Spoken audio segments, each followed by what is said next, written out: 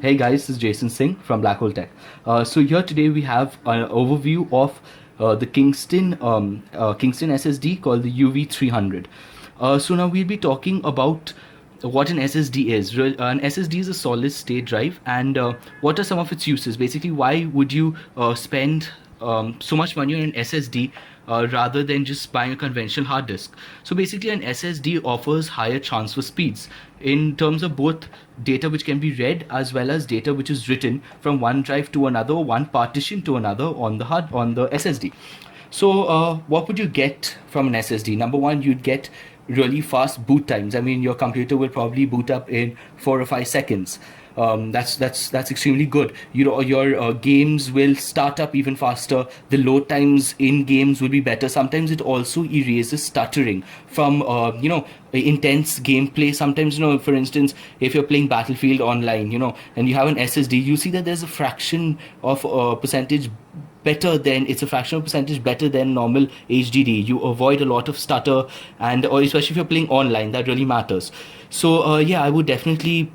The best upgrade actually to get for any computer, even if you're just doing normal web browsing and your Microsoft Word typing out documents, I would definitely advise people to get an SSD. I mean, this is one of the internal parts in the computer which can actually give you a visual difference. You can actually swipe take out your HDD and put it in an SSD, and you'll actually see your computer running faster. It's not something where you need to only run a benchmark. This is something which will help you out in everyday performance and usage. So even opening up a web browser, sometimes when you have so many applications which need to start up from Windows, as you start up Windows, those applications keep loading. With an SSD like this, your applications will start up immediately. There'll be no delay in it. So as you click on your application, it starts up. This is very good also when you're doing video editing and stuff like that, as it really matters. So we'll be talking about we'll be just going through a brief overview of Kingston's new SSD. Now, this is an SSD with TLC NAND flash memory, and this is an entry-level SSD. It's available on Amazon for approximately 5,300 rupees, and this is the 240 GB variant. Now you get the 120 GB variant, the 240 GB variant, as well as the 480 GB variant. Now, accordingly, the prices are, accordingly the prices will vary. For this 240 GB variant, you can get it on Amazon for approximately 3,500 rupees. It's also available in various other e-commerce sites like Flipkart and Snapdeal. So that's, you can even buy from a retail local store. So coming back to this now, what is NAND flash memory? Now, every SSD uses something called NAND flash chips. Now, each of these chips, they have billions and millions of cells with limited write cycles. Now, there are different types of NAND flash. You have the SLC, that is the single level cell. Now that is basically that gives the best performance, and is basically used in enterprises and for industries and other commercial kind of work, because they need to continuously write huge amounts of data, read it on a continuous basis.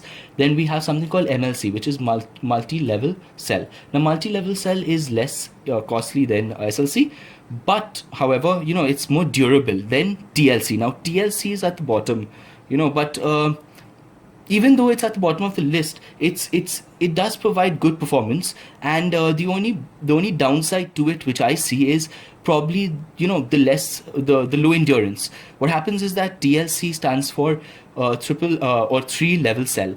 So now what do you mean by this? It has 3 bits of data per cell. So because of all of this, because of all of this, you see that the lifetime of these SSDs with TLC NAND flash memory, they tend to be a bit lower. Because it has a high number of a high number of power cells, right? High number of power states. So because of that, it tends to have only a limited number of write cycles, which is comparatively lower, to MLC or SLC, which is used in other SSDs. But considering the cost to performance ratio of this, we were very happy with the Kingston UV300. We have actually reviewed a number of Kingston SSDs, and our main complaint was that incomprehensible data, when writing incomprehensible data, the speeds drop tremendously. We would get probably half the rated speeds. However, with this SSD, I mean, honestly, I mean, so far we've been benchmarking, and the performance has been tremendously good. Not only in comparison to the previous Kingston SSDs, but also in comparison to other SSDs within the price range, within this price range of 5,000 to 5,300 to 6,000. This is a really good bang for buck kind of product, and we can tell you that when reading incomprehensible data, the speeds do not drop.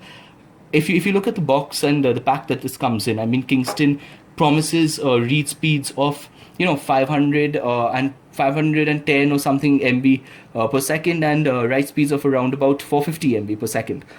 And they do deliver. I mean, where we've run several benchmarks, whether it's Crystal Bench, whether it's ASSD benchmark, whether it's Atto, whether we've run Anvil's storage benchmark for incomprehensible data, and we've seen that results have been consistent.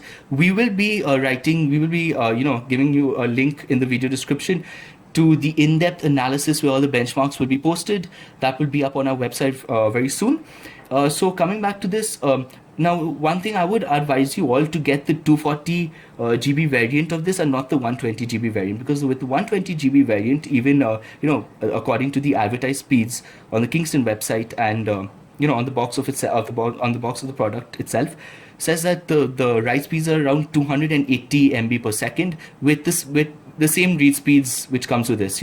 So the write speeds on this is tremendously higher. It's almost almost double that of the 120 gig variant. Now coming back, we would want to just tell you that this is the port which is where you connect your power connector, and you have over here, this is the SATA 3.0 port. Now what is SATA 3.0? We had SATA 2.0 before. Basically it's with limiting the data transfers. Okay, so SATA 2.0 limits the data transfer read and write speed to around 375 MB per second. So if you have an older motherboard which supports SATA 2.0, you will not be getting the full performance out of this. You will be definitely getting much faster performance compared to conventional hard disks, but you will not be getting the maximum performance that you can actually squeeze out from this beauty.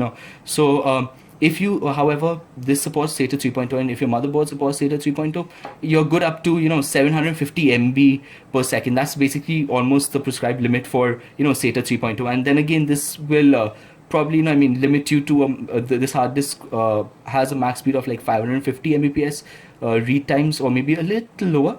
And so you won't have any other problem. So make sure if you get this, you get the 240 GB variant. It's available on Amazon, and for a very reasonable price, again I must mention. And make sure you have a motherboard which supports SATA 3.0 to get the maximum utility out of your Kingston 240G SSD. So stay tuned for more video reviews like this. We'll be posting links in the description to Kingston's website where you can check this out. We'll be posting a link in the description to this, the written review which we're doing on our website, as well as another link to Amazon where you can purchase this product. Till then, please subscribe, please like and comment. We always need your support. Thank you so much.